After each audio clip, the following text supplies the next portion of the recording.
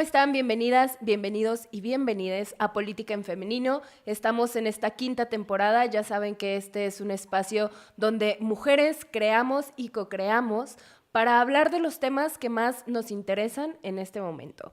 Y bueno, yo soy Verónica Rivera. Araceli Molina. Y Anabela Barca. Y es para nosotras un gusto estar este día con ustedes y sobre todo compartirles que el día de hoy tenemos a una gran invitada. Hoy está con nosotras Alix. Bienvenida, Alix. Muchísimas gracias, Vero. Y para iniciar este capítulo, yo quiero preguntarles cómo están el día de hoy. ¿Cómo las ha tratado la vida? ¿Cómo se sienten? Cuéntanos, Alix. ¿Cómo estás hoy? Acalorada, sobre todo.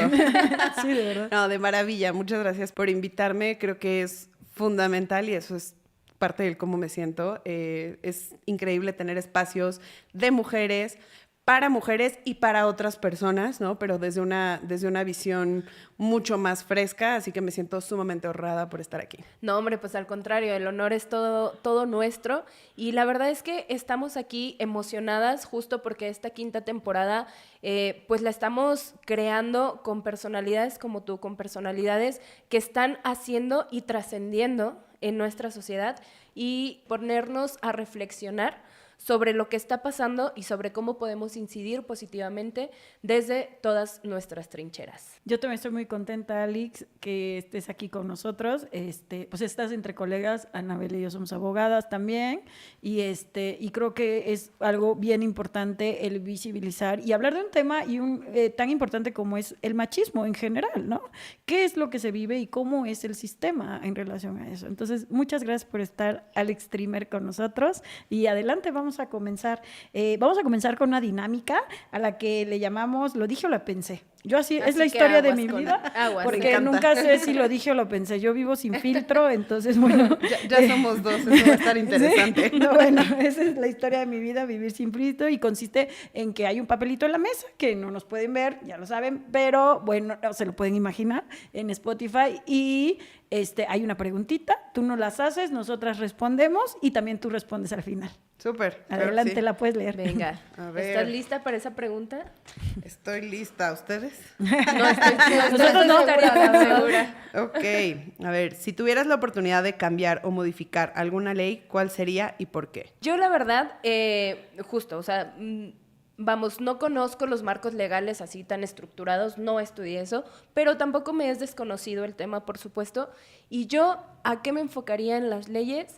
A que garanticen el acceso verdadero a la justicia, sobre todo para mujeres, para niñas, para infantes en general, pero sí garantizaría o crearía una ley en donde no se tenga que revictimizar tanto a las víctimas de cualquier tipo de violencia, ¿no? Porque nos encontramos con que, no sé, una mujer que fue acosada o que fue violada, tiene que llegar a las instancias de justicia y todavía enfrentarse con un sistema que no le cree, enfrentarse con un sistema que es tan burocrático y que es tan complicado para verdaderamente sentir que la reparación del daño, digo que nunca va a existir una reparación del daño completa, pero que al menos pues hubo algo de justicia, ¿no? Entonces yo creo que yo crearía una ley que pudiera garantizar ese acceso sin que las víctimas tuvieran que ser revictimizadas. Me encanta. Yo lo tengo súper claro. La Ley Federal del Trabajo sería la que modificaría. Lo tengo claro, pero pusieron una pregunta muy difícil, producción. Que por cierto, la producción. Pero de verdad, la Ley Federal del Trabajo para poner horarios laborales para madres trabajadoras, para flexibilizar todas esas condiciones de vida para las madres trabajadoras que no tenemos. Hace 4 años fui mamá y de verdad ahí te encuentras y te enfrentas a ese conflicto. Entonces lo tengo súper claro, y también sobre acoso laboral. Creo que tanto en materia penal como en el Código Penal y de procedimientos, como hacerlo directamente en la Ley Federal del Trabajo para obligar de alguna forma a las empresas a que lleven procesos de este tipo, ¿no? Eso sería. Y en mi particular punto de vista, definitivamente tenemos que trabajar muchísimo más en cómo hacer que las personas que pertenecemos a la comunidad seamos parte de las industrias, del gobierno, etcétera. Es decir, si tenemos que generar cuotas, las tenemos que generar, pero no podemos seguir pensando que con la lucha es suficiente y tenemos que también exigir los espacios. Mientras no exista una ley que respalde que podemos ser y que además tenemos derecho a estar, va a seguir habiendo discriminación y va a seguir habiendo simplemente espacios para ciertas personas y quizás desde una perspectiva que simplemente le convenga a la empresa y no que le convenga a las personas que queremos pertenecer a esas empresas. Ciertamente. Me encanta escuchar sus respuestas porque además mi propia respuesta va a ser una suma de todo lo que están diciendo. La realidad es que no tendríamos que tener leyes nuevas, ¿no? Lo que comentas tú, Vero, en teoría está en una ley. Sí. Tenemos una ley para las mujeres, para acceso a una vida libre de violencia. Tendríamos que tener perspectiva de género en todos los ordenamientos. El problema es que no pasa. Ley Federal del Trabajo. En teoría tenemos que pueden haber horarios flexibles. Está puesto en la ley. Tenemos el caso del hostigamiento y del acoso, no nada más sexual, sino laboral en la ley. El problema es que no se aplica. Y lo mismo con el tema de acceso a la comunidad. O sea, en teoría no tendría por qué haber discriminación ni por razón de orientación, ni por razón de expresión o identidad de género. Y entonces la cuota tendría que ser el extremo, ¿no? Como bien indicas. Las cuotas, yo digo que son males necesarios, los tenemos que tener. Sí. Mi analogía perfecta es... Una cuota es darle un micrófono a alguien en un karaoke. ¿Cómo vas a saber si la persona canta o va a desentonar durísimo si no le das el chance? ¿No? Es importante primero pasarle el micrófono y ya después vemos. Lo que yo haría a nivel ley, creación, modificación, sería a lo mejor hacer desde la Constitución un marco normativo mucho más amigable, mucho más transparente para que personas abogadas y personas no abogadas lo conozcan, lo comprendan, pero sobre todo, más allá del texto normativo, necesitamos que la gente asuma ese cambio de cultura, que vea que esas cosas que están en la ley tienen que reflejarse en la realidad. Porque si no, entonces podemos hacer la ley más preciosa, con más perspectiva de género, con inclusión de todas las diversidades, y no va a servir de absolutamente nada si la gente no está preparada para recibirla.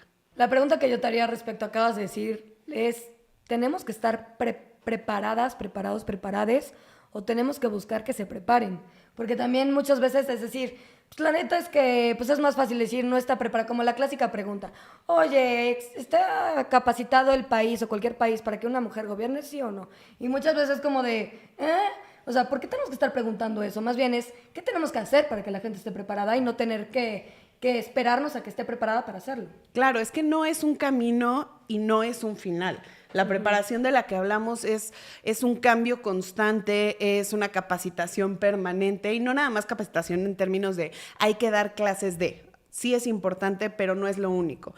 Me refiero a toda esta información que tiene que estar presente para todas las personas, en todos los medios y en la forma que les sea accesible a todas las personas, para que los cambios, aunque puedan ser incómodos al principio, se vayan entendiendo en el contexto correcto. Coincido contigo en que no es vamos a hacer las cosas cuando ya todas las personas estén preparadas, porque si no seguiríamos en la Edad Media. Claro, la gente nunca estuvo preparada para la renovación tecnológica que nos representó la pandemia, la gente no estaba preparada para la epidemia de VIH, la gente no estaba preparada para nada, ¿no? O sea, el ser humano como especie, pero si a la par que estamos viviendo todos estos cambios sociales, históricos, políticos y demás, vamos informando al mismo tiempo y vamos generando conciencia, entonces vamos a tener también la preparación para todas las personas. Y justo ahí... para ir ya entrando un poquito más el tema, y algo que creo que nos interesa a todas. ¿Tú por qué decidiste entrar a este espacio? ¿Por qué decidiste vivir y trabajar en contra del machismo? ¿Cuál fue la primera experiencia que tú te acuerdas que a lo mejor en ese momento que viviste ni sabías que era machismo, pero que después de muchos años ya dijiste, no, esto que viví es machismo y me afectó? ¿Cuál crees que haya sido lo más significante en tu vida respecto a este tema que hoy te tiene aquí? Híjole, creo que son muchas cosas, pero hay un suceso particular, profesional, que tuve, que definitivo me destapó los ojos y me cayó como balde de agua de realidad. Y fue que estaba yo en un despacho, era parte de una firma, ya estaba yo haciendo muchas cosas y trabajos, digamos, por fuera en temas de diversidad, de inclusión, etcétera. Y cuando se me propuso para ser como nominada o posible nominada en un premio de diversidad e inclusión por parte de una calificadora de despachos a nivel internacional, yo busqué esa nominación, se logró que me nominaran, en su momento fui la única nominada de México para ese premio, y cuando estaba ya todo puesto para la ceremonia, digamos, en la que hablan de las personas nominadas y se entrega el premio, no fui considerada por el despacho en el que estaba para ir. Siendo yo la persona nominada. A ver, ¿cómo? Yo me A ver, preguntaba a ver, lo a ver. mismo. O sea, no A entiendo. ver, ¿cómo? Tal cual, ¿no? O sea, era un evento en el que pensaban que solo podían asistir personas que eran parte de la sociedad, del despacho, ¿no? Digamos, la parte más alta. Y pues simplemente no me consideraron, ¿no? Cuando lo hablé, cuando me quejé, porque definitivo esto me hizo todo el ruido del mundo, me dijeron que normalmente a esos eventos no iban personas que no fueran parte de la sociedad, y yo, pues sí, pero porque esto no había pasado. Entiendo que la gente no fuera porque no estaban nominación, ¿no? Pero yo lo estaba. Claro. Y además lo estaba por méritos propios, no por méritos dentro de la firma.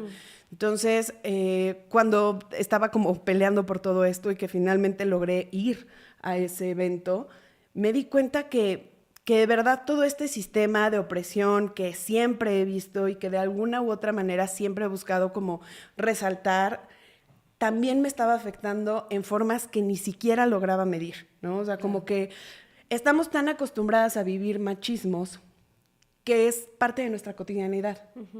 Y entonces Que lo normalizamos. vas pasando por ahí y sabes que dentro de todo tienes una situación privilegiada, porque hay que reconocerlo, el que simplemente estemos hoy aquí hablando desde profesiones que tenemos, desde un espacio en el que podemos compartir esa información y esa experiencia con más gente, pues tenemos una posición privilegiada. Y a veces ese privilegio no nos deja ver que también somos víctimas. Y es bien difícil reconocerse como víctima. Entonces, en el momento en el que a mí me pasa todo esto y me doy cuenta de la afectación que me genera, no solo profesional, sino a nivel individual, a nivel emocional, yo me sentía muy mal, estaba muy triste, estaba muy enojada, y entonces me di cuenta que no podía seguir así. Y que no podía seguir así ni en ese espacio, ni podía seguir así en mi vida.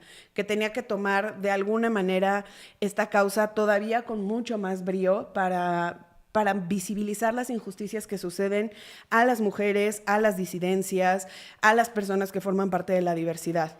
Y entonces, pues más bien me enfrenté a, ya esto es lo que está, y hay que darle con todo, ¿no? Ya no puedo hacer como que no está pasando, o como que no me está pasando a mí. Claro. Tengo que entrarle con todo y a donde tope.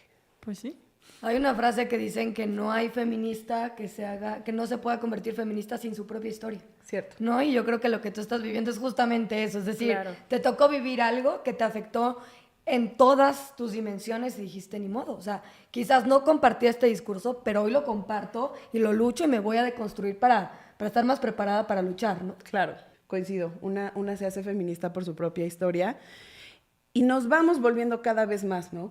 Cada vez más feministas, cada vez a lo mejor más radicales de repente, ¿no? O sea, hay que ir como cuidando ese proceso, sobre todo porque siento que es muy fácil perderse, también es cierto. Entonces hay que irlo construyendo, pero sin perder de vista que lo que nos da las bases para eso es nuestra historia. Yo soy una feminista en construcción, ¿eh? No me empiecen a criticar, ni me empiecen a... Porque siempre lo digo, es que de verdad, o sea, el lenguaje de género se me olvida, pero digo, ¿cómo es? Y Anabel me aconseja. Y así, porque de verdad, y de repente digo, y dije, creo que ya dije algo que no debo, ¿no? Pero finalmente estamos aprendiendo y estamos aprendiendo juntas y efectivamente, ¿no? La historia de vida de cada una. Y hablando de esta historia de vida, yo te quería preguntar, ¿y en tu historia familiar? Fíjate que tengo esta visión de que mi familia todo ha sido como muy bonito, muy perfecto, porque tengo una familia funcional, desde la familia nuclear, la familia extendida, pero por supuesto que si me pongo a analizar sucesos en específico, claro que hubo machismo, claro que hubo violencias, por supuesto que hubo momentos de incomodidades, lo mismo por temas, por ejemplo, de pertenencia a la comunidad LGBT+, o por formas de ser, ¿no? Hasta algo como tener un tatuaje o no tener un tatuaje.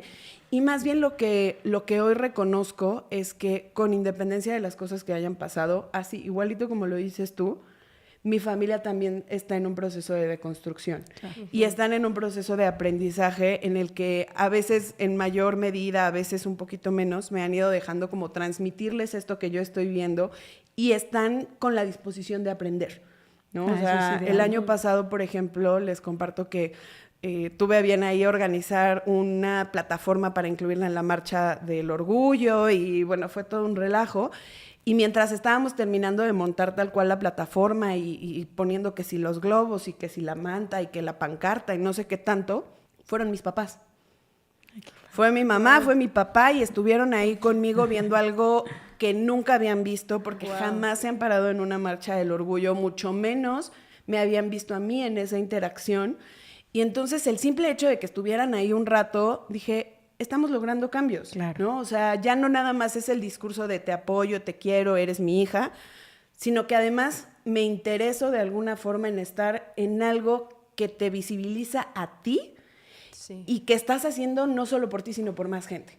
Entonces, para mí eso fue increíble. Ese año decidieron no marchar como tal, pero el hecho de haberles tenido en ese momento ahí, dije, ahí vamos, ¿no? Vamos cambiando. Hay una pregunta que últimamente me saca la cabeza porque lo veo mucho en Twitter, donde hay muchísimo discurso de odio, que qué onda, o sea, sobre todo cada vez hay más situaciones donde cada quien se siente libre de incluso decir cosas intolerantes y demás, ¿no? Pero justo es esa parte. ¿Por qué crees, y creo que es importante que la gente sepa, por qué crees que la comunidad se tenga que sentir orgullosa de quién es? ¿Por qué crees que es importante? Porque no es que tengamos una distinción especial por tener cierta orientación, cierta identidad o cierta expresión, pero hemos crecido como personas, como comunidad y como seres humanos a pesar y en contra de todo lo que nos ha hecho la sociedad. Eso es lo que merece la distinción. El orgullo no es por ser, el orgullo es por estar después de tantas cosas que nos han sucedido. O sea, la comunidad LGBT+ ha sido violentada física, económica, psicológica, emocionalmente.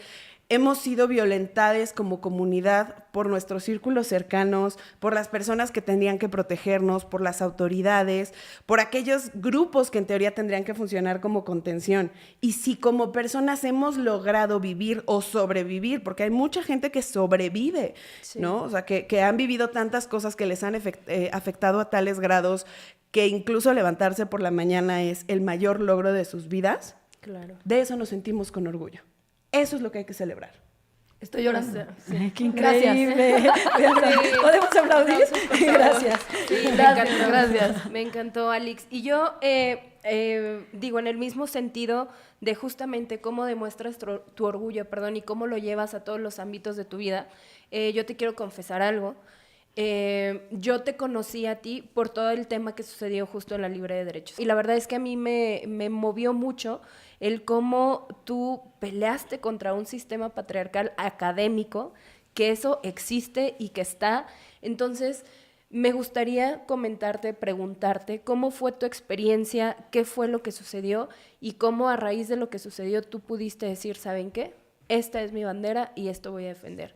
Ser parte de la comunidad, nombrarte abiertamente feminista en un ambiente donde eso les asusta, básicamente. Sí. ¿Y cómo fue, no? O sea, ¿cuál fue el reto para ti? ¿Cuál fue el momento en que tú dijiste basta? Fíjate que el contexto es importante, sobre todo para que la audiencia sepa, más allá del problema en sí, de qué estamos hablando. La Libre de Derecho es una de las escuelas pues, más de renombre, por decirlo así, en el ámbito jurídico, ¿no? Es una escuela que se fundó en 1912, es una escuela que tiene 111 años, cumple en 2023. La Libre se crea en un contexto en el que cierto grupo de estudiantes deciden no continuar con un esquema tradicional que venía en la Escuela Nacional de Jurisprudencia, deciden hacer las cosas a su manera, rebelarse contra el sistema y crear su propia institución con sus reglas. Y digo que ese contexto es importante porque precisamente eso que es la esencia de la Libre es lo que se ha perdido a lo largo de los años. Sí. Se ha convertido en la institución, por lo menos en los rumores, muchos de los cuales son ciertos, la más machista, la más dura, la más difícil a nivel académico. La más exigente. La más exigente y que y que por alguna razón como que las personas que egresamos de ahí pareciera que nos cortan como con el mismo molde, ¿no? Sí. Y a mí eso siempre me generó cierta incomodidad, ¿no? O sea, mientras estudié en la Libre, pues de alguna forma me volví cómplice de estas violencias que decimos que hay, de estos machismos, porque en mi cabeza estaba, tengo que salir de la Libre como sea, ¿no? A como dé lugar y si tengo que aguantar ciertas cosas, las voy a aguantar porque pues es una institución que me va a dar renombre, me va a dar una posición en el medio jurídico y demás. Cuando egreso de la Libre, yo la verdad es que al día de hoy, con todo y lo que pasó, sigo queriendo muchísimo a mi alma mater, ¿no? Claro. O sea, a la Libre le tengo muchísimo cariño y me di cuenta de todo esto que no estaba tan bien dentro de la Libre, ¿no? O sea, a lo mejor lo veía antes, pero mucho más consciente cuando egreso. Y decido desde el momento en el que ya tenía yo mi título que tenía que regresarle a la Libre, que tenía que hacer algo por la institución, por las personas que están estudiando ahí, por las personas que en un futuro egresen de la carrera ahí. Y por eso fue que decidí que quería dar clases, ¿no? Y como fui pudiendo, me fui como metiendo en el sistema y daba una clase como adjunta en algún lado y luego por otro. A lo mejor me invitaban a conferencias, paneles y demás. Incluso, digamos que asumí como parte de toda esa estructura que podía ser el elemento de cuota de género en algunas ponencias. Wow. Y no me importó, precisamente por lo que decíamos, porque las cuotas son necesarias. Y porque si esa era mi manera de empezar a visibilizar a las mujeres y evidentemente también a las disidencias en espacios tan cerrados como la Libre, estaba dispuesta a hacerlo. Y cuando estalla como todo esto, lo que sucedió fue que se abrió una vacante, por decirlo de alguna manera, que por cierto las vacantes de la Libre no son laborales, no te pagan por dar clases, es simplemente por el mero honor de dar clases, ¿no? Sí, sí, no, la Libre no les paga a sus maestros, nada. ¿Y qué hacen con el dinero que reciben? De hecho, es una de las instituciones universitarias más baratas. Son baratas. Solo para mantener en funcionamiento la escuela, para pagarle salarios y todo a personal administrativo, pero no hay un solo pago a docentes, a los docentes, nada. Sí. Y cuando se abre esta, digamos, vacante, por eso es como vacante entre comillas. Sí, claro. Después de que el profesor que daba derecho laboral, que es prácticamente a lo que yo fundamentalmente me dedico, después de dar la clase durante creo que 54 años, decide retirarse y pues aplico a la vacante y como uno de los pasos, el más importante de los pasos para llegar a esa cátedra es una entrevista. La entrevista, yo tenía la idea, porque mi esposa fue parte de un proceso de selección un año antes, que iba a ser algo fundamentalmente académico, ¿no? Yo me imaginaba que iban a hacer preguntas sobre la materia, quizás preguntas con cierto tono pedagógico de cómo darías la clase, cosas así, pues lo normal, pensaría yo, ¿no? Cuando llego a esa entrevista me dicen a mí y al resto de las personas que estábamos participando que va a ser una plática de cuates, como si fuera una plática de café, que nuestra habilidad, digamos, en la materia y nuestra habilidad pedagógica no iba a ser cuestionada porque eso casi que lo dábamos por sentado, pero que querían conocer más de cada una de las personas que nos estábamos candidateando. Red flag. Sí. La verdad es que a mí me sacó muchísimo de onda porque dije, creo que estamos hablando de algo súper subjetivo y la decisión de quién vas a tener enfrente de un grupo de estudiantes para dar la materia tendría que ser algo mucho más objetivo. Sí. Pero pues vamos a ver qué pasa, ¿no? Por apellido soy la última, ¿no? Pasan las otras personas, que había otra mujer abogada egresada de la escuela, un magistrado actual de un tribunal colegiado en materia laboral y otro abogado egresado también de la escuela, donde él también ya daba clases en la escuela. Escucho en algún momento, porque tuve que pasar por donde estaban haciendo las entrevistas, que estaban hablando de temas laborales, y eso como que me relajó. Y cuando entro, después del saludo normal, digamos, lo primero que me preguntan es, oye, Alix, y cuando tú empiezas a dar una clase, te presentas ante tus, lo voy a decir igual, ¿no? Ante tus alumnos como que tienes esposa, les dices que estás casada con una mujer. Wow. ¿Cómo? Sí, o sea, te presentas diciéndoles que estás casada con una mujer y que eres parte de la comunidad LGBT. No, pero no, ¿y eso pero qué? no porque esté mal, ¿Pero y eso ¿no? qué? Ajá. ¿No? O Porque sea, eso no dije, a ver, importa. no lo hago porque no está en el contexto de la cátedra, ¿no? La verdad es que yo hoy, 2022, sigo sin saber el estado civil de la gran mayoría de las personas que me dieron clase, Sí. ¿no? O sea, es algo completamente irrelevante. No tengo idea de si son casados, solteros, divorciados, Claro. si tenían una pareja del mismo género, de diferente género. No lo sé y no me importa, Claro. ¿no? O sea, la verdad es que no le veo la relevancia. Pero ya desde ahí, por supuesto que dije, esto no va a salir bien, ¿no?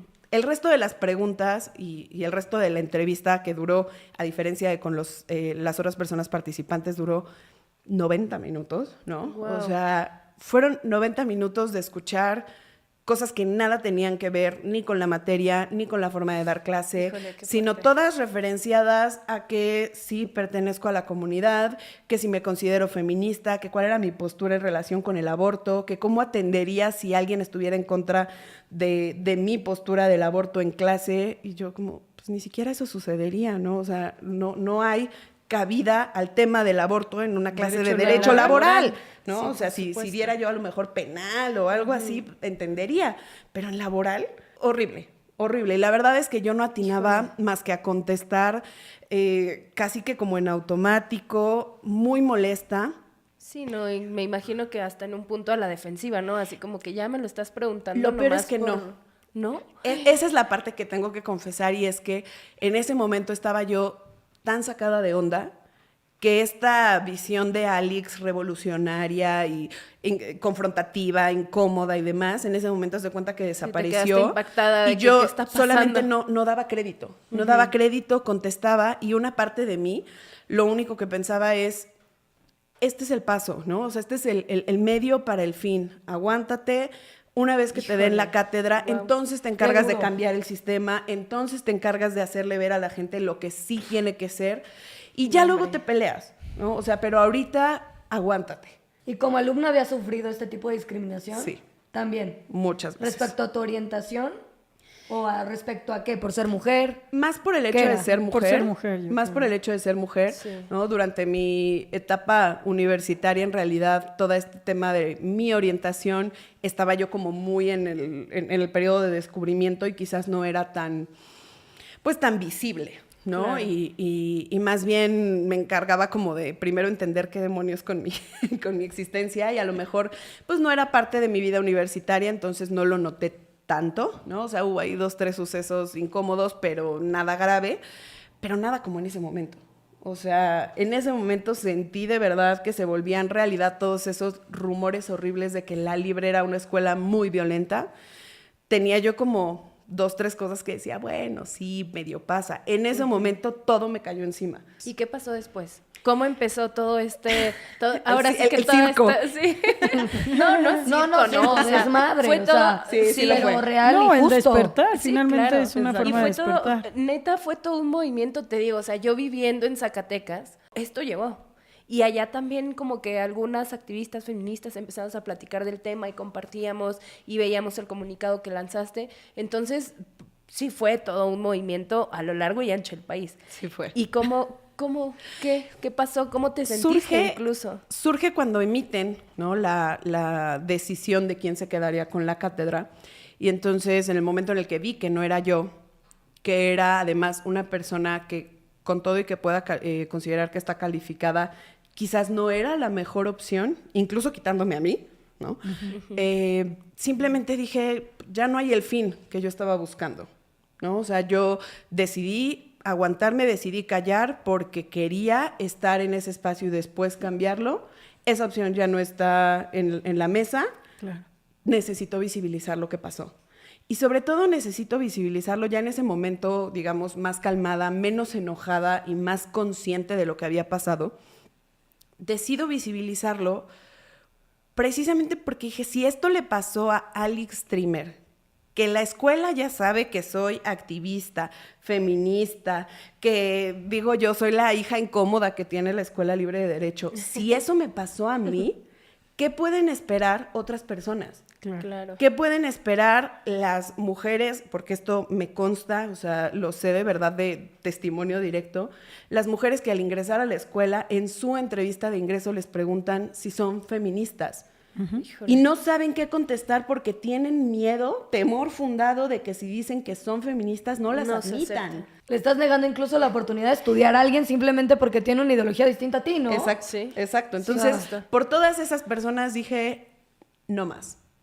No más, tengo que decir algo, tengo que hacer algo, y entonces decido armar un artículo al que muy coyunturalmente y diciendo como, burlándome incluso a lo mejor de los festejos de La Libre, decido titular 110 años de machismo. La Libre empezó una campaña de su 110 aniversario y todo lo bonito Claro. que es La Libre de Derecho, y decidí darles una nueva cara que todas las personas conocíamos, pero nadie se había atrevido a nombrar de La Libre. La Libre es machista, La Libre es violenta, y La Libre no ha logrado evolucionar socialmente Sí. en esos 110 años. A pesar de haber nacido en el contexto revolucionario. Exacto. O Eso sea, además era qué como irónico. que algo qué que me irónico. podía mucho, ¿no? O sea, Sí. decía yo, ¿cómo si surgimos como institución de esa cosquilla de hacer las cosas distinto? Exacto.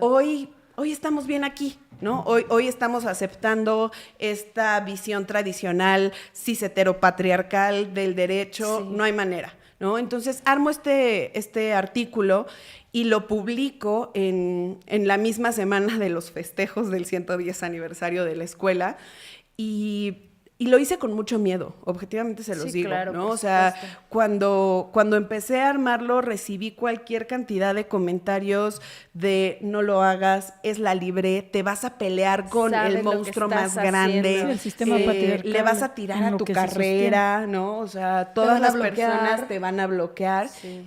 Y entonces, a pesar de todos esos comentarios negativos, dije, 1, estoy preparada para hacerlo, ¿no? 2, a lo mejor soy joven, a lo mejor mi carrera de cierta manera va empezando, si la comparas con alguien que tiene, no sé, 70 años. Claro. Si las personas por este hecho cambian esa idea que tienen de mí, el problema es de esas personas, no mío. Claro. Hoy yo ya construí esto, y simplemente le voy a dar voz a todas esas personas que a lo largo de 110 años vivieron esto y no se atrevieron. ¿Sabes Ahora- qué? Te voy a comentar. Ahorita que te escucho, fíjate que me identifico un montón, porque yo estoy en La Libre de Puebla. Digo, no es lo mismo, pero sí es una estructura que en Puebla también tiene un renombre y que también es patriarcal y esto, ¿no? Y yo ahorita estaba pensando en muchas situaciones que viví. Te voy a contar una nada más súper rápido pero tenía miedo. O sea, ahorita que dijiste, diste voz, sí es verdad, pero también da miedo, porque yo amo La Libre de Derecho, la amo. Entonces, cuando dije, lo cuento, lo digo, y en mi cabeza, y estaba un conflicto y es una tontería. Fui a mi último examen en La Libre, y era el examen de Filosofía del Derecho, y me entrega, ves que, bueno, ahí cuando te entregan la boleta doblada es que reprobaste, ¿no? Correcto. Entonces me la da doblada el profesor y me dice, ya te puedes ir a casar. No Y manches. no, No, no, ahorita, no. no, a mí da muchísima pena, ¿Qué? porque aparte ese profesor lo respeto y lo quiero y todo. Y es lo mismo que tú dices, ¿cómo puedes respetar, querer y amar a una institución? Pero es verdad, es como un sentimiento de Edipo, de víctima. Claro. No, pues, ¿qué les Sí, digo? sí, O sí, sea, claro. yo amo a La Libre, de verdad, y lo Sí. saben, y mis compañeros casi todos eran hombres, pero cuando llegaban, yo me considero guapa. Claro. Lo eres, mana, lo eres. Entonces llegaban y decían, éramos 3 o 4 mujeres, ya, tú sí estudia, ¿tú qué haces acá? Tú vete a casar. Por Híjole. contarte una cosa y por felicitarte por dar Gracias. voz, ¿no? Porque a personas que a lo mejor otros dicen, no, ahora es súper fuerte, ahora es abogada, ahora es entrona, ahora tiene un podcast. Pues sí, pero también tengo una historia. Y justo ahí te quisiera hacer una pregunta, porque hablaste mucho, pues que alzaste la voz, ¿no? Pero también me gustaría saber, ¿con qué privilegios contabas para poder hacerlo? Porque es decir, no todas las mujeres tienen las Claro. mismas condiciones Sí, para por poder decir alzo la supuesto. voz y no me importa lo que pase. Chingue su madre y a ver qué Sí. pasa. No, pues la neta es que contabas con ciertos privilegios y justo como hablabas de eso, pues nos gustaría, bueno, a mí me gustaría saber. Pues mira, primero que nada, tenía mi círculo de apoyo, que eso es fundamental, ¿no? En el momento que decidí hacer esto, que lo hablé con mi esposa, que lo hablé con amistades, que lo hablé con familia, en términos generales recibí un adelante, vas y donde tope. Segundo, el hecho de que yo ya hubiera creado esta carrera y que tuviera, digamos, cierto, pues, si no renombre, a lo mejor que la gente me conociera, eso ya per se es un privilegio, ¿no? Porque eso me permitió aventarme sin el miedo de ser completamente bloqueada. Tercero, que lo hice en un momento en el que ya no estaba propiamente dentro de una estructura, ¿no? Ya no estaba como parte de una firma. Lo hice cuando estaba como socia en otro despacho, con miras a lo que tengo hoy, a tener mi propio espacio. Y entonces tampoco me daba miedo que esa estructura no me respaldara. Lo hice dentro del privilegio que el activismo también me ha regalado, que es tener espacios a través de los cuales visibilizarlo, ¿no? Una cuenta de Instagram, una cuenta de Twitter con ciertas personas ahí como seguidoras, con una columna que tengo en la silla rota. La costilla rota. En la costilla rota, sí, claro. que lo replicaron en La Silla Rota, que lo sí. replicaron en Sin embargo, otros medios que ya me habían publicado en algún momento y que no tuvieron miedo en abandonar mi causa, ¿no? O sea, el hecho de tocar esas puertas y recibir es más, a lo mejor nos cuesta, pero pues lo publicamos, ¿no? O sea, lo publicaron en Paréntesis, lo publicaron en Foro Jurídico, o sea, todos estos como medios tradicionales de la abogacía, la gran mayoría se aventaron conmigo y le dieron eco. Entonces, el que eso suceda, por supuesto que también es parte del privilegio. Sabían que si lo estaba diciendo yo, que normalmente, ¿no? O sea, a lo mejor en esos medios hablo de cosas muy jurídicas, era porque no me lo estaba inventando, porque no estaba exagerando, porque necesitaba que la gente lo supiera. Entonces, eso por supuesto que también constituye un gran privilegio. Híjole, la verdad es que estoy totalmente impactada con sus historias porque al final de cuentas también para nosotros, quienes no estudiamos meramente derecho, la Libre es un referente, sí o sí. Y también conocer como esta parte, la otra cara de la moneda y definitivamente pues reconocerles porque ustedes al final de cuentas aguantan y soportan como todas las mujeres en todas sus historias, aguantamos y soportamos todas estas violencias machistas y todos estos comentarios misóginos y en sí el sistema patriarcal que sigue invisibilizándonos y que al parecer sigue queriendo jugar con nosotras y no darnos este papel y este juego dentro del propio sistema, cuando nosotras lo único que hacemos es querer existir con dignidad. Entonces, me voy ya nada más, pues ya tenemos que ir cerrando. Nada más hago una. Qué bonita frase. De verdad, qué bonita frase. Vivir con dignidad, me encantó. Hay que tuitearla. Esta va para Twitter. Qué bonita frase. Y ya para ir cerrando, ya tenemos que encaminarnos un poquito a despedir este programa, que la verdad a mí me encantaría seguir otras horas aquí, pero sé que esto... Vamos a hacer varios programas más, ¿no? Está bueno esto. Sé que esto Buen chisme. tiene que llegar al final. Ya vamos a encaminarnos un poquito para allá.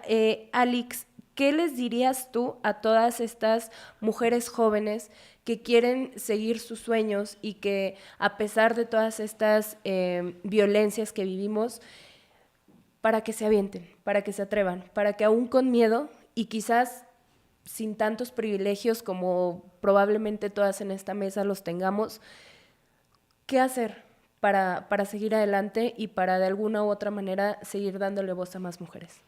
Suena como libro de superación, pero de verdad lo creo. Y es que lo más importante, sin duda, es creer en una misma y la convicción de que no tenemos por qué callarnos. O sea, mi recomendación tal cual es: háblenlo, díganlo, grítenlo, en la forma en la que puedan, en la forma en la que quieran, pero no guarden silencio. O sea, de verdad para mí esta frase de nunca más tendrán la comunidad de nuestro silencio es fundamental en mi vida. No vamos a dejar que nadie más se sienta con la tranquilidad de violentarnos, de decirnos, de hacernos, que sepan que si lo hacen, se va a escuchar. Eso. Así es. Me encanta, se me puso la piel chinita. Estoy nerviosa, la verdad. Se me puso la piel chinita, en serio. La verdad es que muchas gracias por estar con nosotros. Ha sido un privilegio escucharte, poder conocerte más, pero además que las personas que nos están escuchando te conozcan. Creo que es inspirador y honestamente ha sido una gran oportunidad. Así que gracias por ser una de nuestras invitadas de esta nueva temporada de Política en Femenino. Y bueno, a nombre de Política en Femenino, pues simplemente queremos buscar que cada una de ustedes estén con nosotras, pero que además escuchen, reflexionemos y también, ¿por qué no? Empecemos a hacer cuestionamientos acerca de qué tenemos que hacer de ahora en adelante en estos temas. Y por eso les quiero hacer una pregunta acerca de qué piensan ustedes acerca de los matrimonios igualitarios, que sé que hemos avanzado un montón, pero sigue siendo un tabú, y sobre todo un tema que va a ser aún más polémica. ¿Qué piensan de la adopción de las personas de la comunidad? Espero sus comentarios, se los podamos compartir y a ver qué podemos hacer una retroalimentación contigo y con las personas que nos están escuchando. Me encantaría, claro que sí. Perfecto, pues yo soy Verónica Rivera. Araceli Molina. Y Anabela Barca, muchísimas gracias por estar con nosotras. Síganos en nuestras redes sociales. Hasta luego. Hasta luego, gracias.